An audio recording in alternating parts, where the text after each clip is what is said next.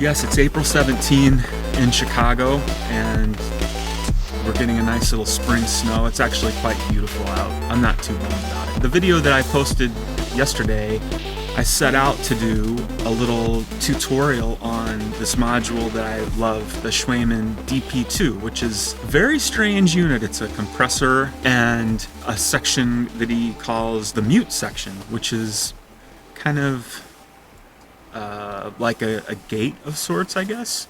And they work together and interact together, and you can create some interesting sidechain rhythms, but it's kind of an elusive module to wrap your head around. As I've been getting my system reorganized and working on the ergonomics so that it fits what I want to do moving forward, that was one of the things I was trying to explore again. And as I did that, I ended up just doing a whole big patch, which is what I posted yesterday. So today I want to do a quick walkthrough of that patch from a 30,000 foot view, and then I'm going to focus on three things technically on a little deeper level: the DP-2, and then the 4MS Spectral Multiband Resonator, the SMR, and specifically how to create your own scales with that module. And then lastly, some ideas to achieve some of the glitch drum sounds. I wouldn't say this is in the Richard Devine world, and it's not that chaotic, but it's some of the randomness and some of the glitchiness and more of a accessible way. I hope you're all doing well through this very strange and turbulent time in our history. I know everybody is having to deal with it in their own ways, whether they have kids at home and they're homeschooling, or whether they've laid off or working from home. I tend to be more of an optimist when it comes to some of these things, and I feel like despite the intense physical pain and death that's happening, and also the economic turbulence that we're going to be in for, you know, I think it's times like these when creativity really can shine and new things come about, new ways of working. So that's the way I'm going to approach it. And I'm specifically going to kind of focus back on my YouTube channel with performances, with creating new sounds, creating new things in the studio. As you know, over the last year, I was doing a lot of performing live, and that was kind of my focus. And now obviously that's not really a thing. So I'm going to use it as an opportunity to refocus, along with the scoring things that I do. So we'll jump in today and we'll do this technical deep dive with some of the modular stuff, and then we'll go on from there. If there's anything you want me to explore in future videos, please let me know. Thanks, and I hope you're all doing well. Okay, so we're going to do four things. We're going to do a quick overview of the patch. Then we're going to talk about the DP-2. Then we're going to talk about making custom scales on the 4MS Spectral Multiband Resonator, and then how I did some of the more glitchy drum effects in the patch. The circadian rhythms is generating the clock and playing the kick and snare, which is the Yomax kick, tip-top audio snare, nothing crazy there. They go into the dub mix, and then the ER101 is playing 4 sequence lanes, and there's some variations happening with the group modifiers to kind of just change up the sequences as I go. And then all those 4 voices go into the mixer here, and those then I'll go through the DP-2, which is sidechained by the compressor side, sidechained by, and we'll get into this later, but it's sidechained by the kick, and the gate side is sidechained by the snare. So the first voice is the SM1. It's got a higher octave, it's got 2 oscillators, and then a lower octave. And I can vary it if I, so that's changing the modifier on the ER102, which is kind of cool. And then the second voice is the Atlantis. Over here. Let's tick off that delay. The delay, by the way, is the Rainmaker. And then kind of a crazy voice is this shapeshifter, and it's got some modulation going into the FM, pretty heavy LFO modulation happening there. And that goes through the spring ray, straight through there, and then you can kind of hear it, it's pretty clangy. And then the last voice is my bass from the Macbeth.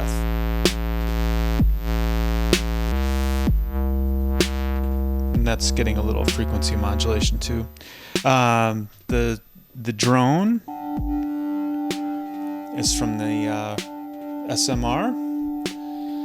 And then there's some glitchy drum stuff, which we'll get into in a minute. But let's go into the DP-2 now and talk about how that's doing its thing. The DP-2, we've got two sides here. The compressor side, which has the kick going in as a side chain. The return is the side chain input. And then it has this kind of gate mute side, which is kind of unusual. They both have frequency cutoff for high pass or low pass for your side chain, which I'm not using. And you can also use that as two different filters independently if you want. So, and that would come out of here or here for each side. So that's kind of cool to have. And then they also have, which I'm using. So this is the main output here from the compressor, but they also have an envelope follower, which I'm using here to send to a couple places, and a gate output that you can use. So, and then everything is modulatable down below, but I'm not doing any of that. So this is just the compressor side. So that's without much, and then this is a lot. That's just the kick. So where it gets weird or interesting, without anything plugged into the side chain on here, it's going to also read your side chain from the compressor, and you can start to get some of these weird intermodulations happening. Okay, so now we can get some interplay between the two if we turn the depth up.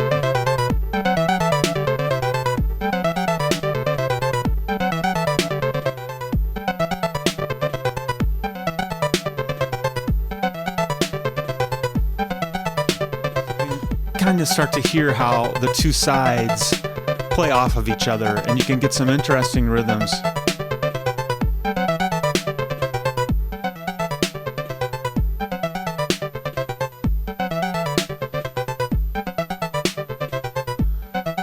So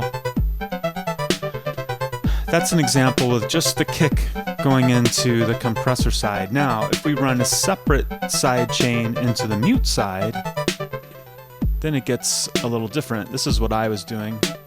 So that's the kick opening up the gate.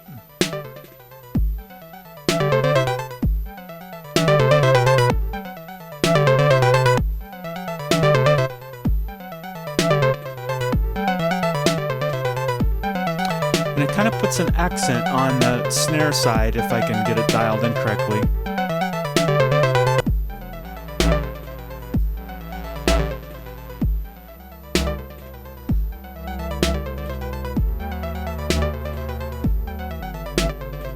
So you can make it pretty aggressive if you want. So it's really just opening up for the snare. And I was using that with the delay to get this effect.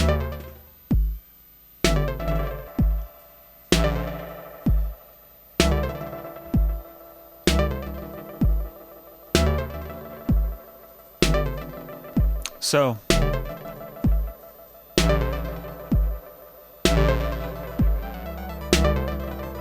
anyways, so that's how I was using it. So you can use it in a variety of ways to create different pulsing rhythms.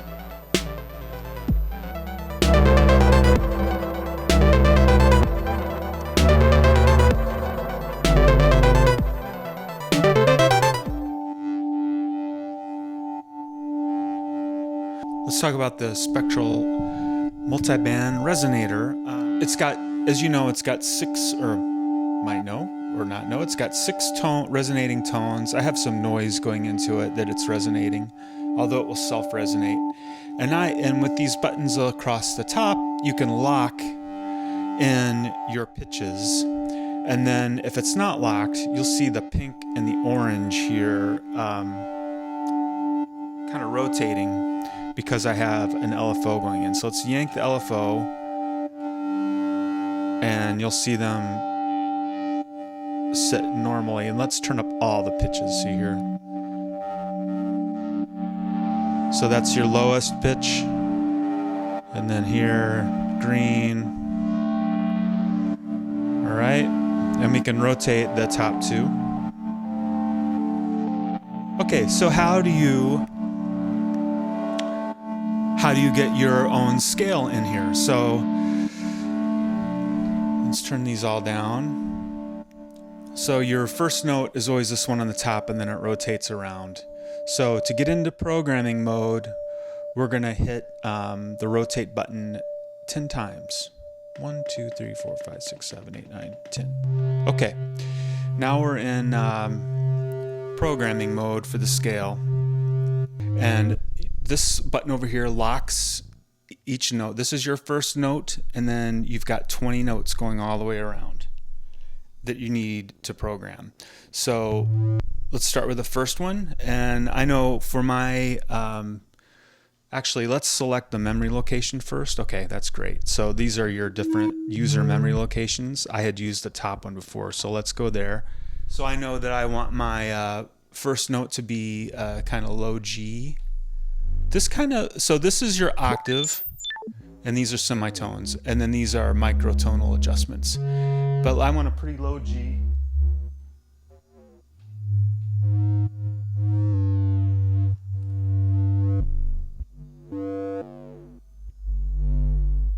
Yeah, why not? Let's go that low. So once you have that one locked in, I have a tuner that I'm looking at. You lock it and move to the next one. Okay, unlock it. We're going to move up an octave. And that's an A. The next note, lock it. And then I want to go to a C. There's a C. Oops. Right. Lock it. Let's go to a D.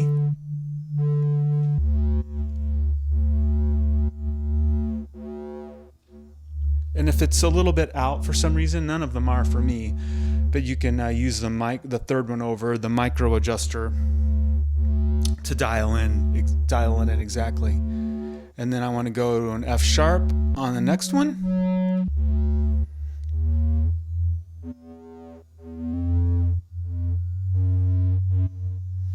All right, and lock that one. Okay, and so you just go all the way around until you've got the scale or the notes that you want. So let's go ahead and back out of this. So once you've got all the notes defined, you click it 10 times to get into this mode, select the memory slot, and then now we're back out of the programming area. But to get back out of the total custom scale thing, we need to hit this and hold it for 5 seconds.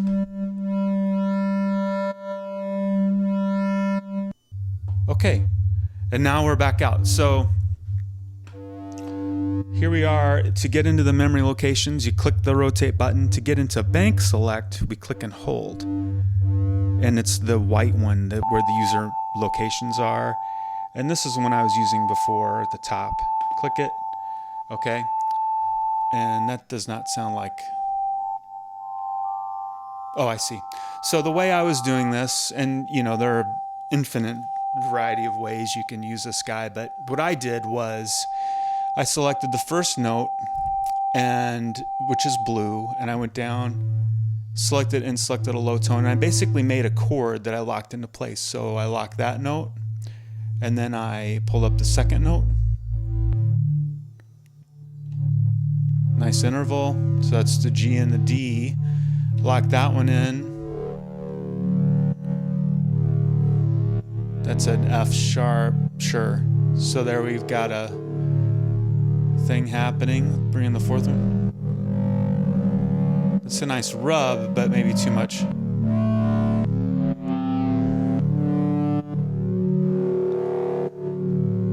Kind of like that.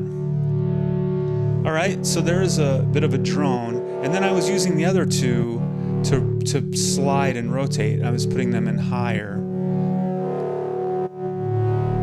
And if I lock in the orange one, and I can, right now they're too close together, I can separate them a little bit. Which you can also do with the spread control. Okay. And then I piped in an LFO, and you can use the morph to slow it down.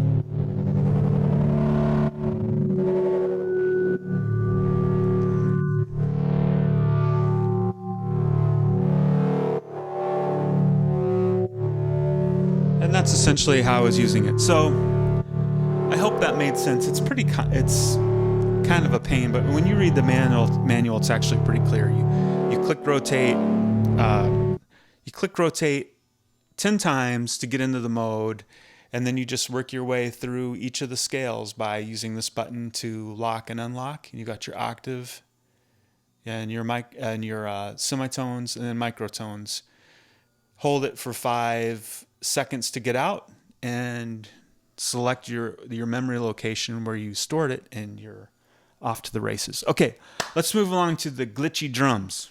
Okay, with respect to the drums, to try to achieve some variation and glitchiness, I had 2 things happening. One was kind of a pseudo hi-hat type sound. The tone itself was being created by the cycle box, and it's just kind of a noisy tone that I tuned somewhat. Let's select a different.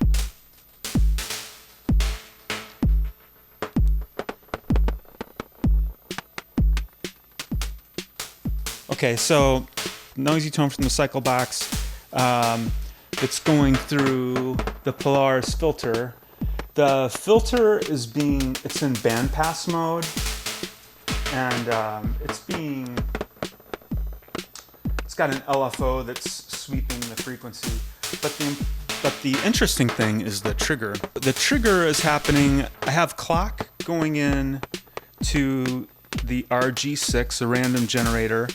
So it's generating random pulses, but the pulses are falling within divisions of the clock, which is, the woggle bug, I think, can do that. But that's basically creating the randomness of the triggers. But I was finding that the gate that was sending out was not triggering my envelope in a consistent way. So I ran it into the microstep, and that seemed to clean up the triggers for me to go then to the envelope and trigger the VCA to open it up. And I think that's basically all that's happening on that kind of hat thing. So it's just the randomness of the clocked triggers and sweeping the bandpass.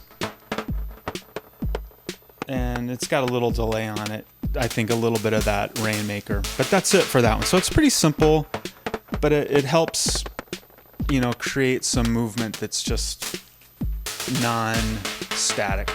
So the second thing I was doing was I took the snare sound. I'm taking the snare out and going into the herb verb.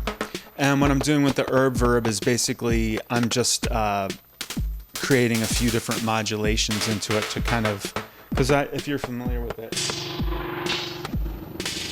as you change the size or these different settings, it has a really cool, those sounds you're hearing are just the herb verb as the settings are changing.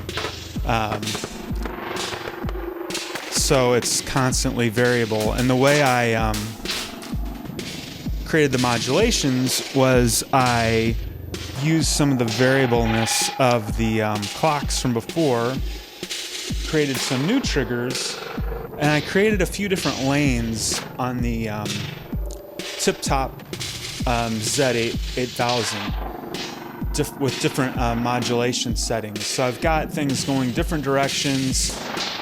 So it's nothing is ever really the same, is essentially what I was trying to achieve, was this sense of clocked change happening, but the combination of modulations that you achieve with the decay, the absorb, and the size are never the same. And it's changing, again, kind of on the beat, but never on the same beat. So that's how I achieved that sound. And when you push it back behind there, it created a nice ambience. So anyways, that's one way of kind of getting some glitchy drums. And I think that's all I want to talk about for this patch. I know it was chaotic and we talked about a lot of different things, but maybe there was something in there interesting that you learned. Yeah, I think that's about it for today. Thanks for watching. Stay safe, stay healthy, and see you next time.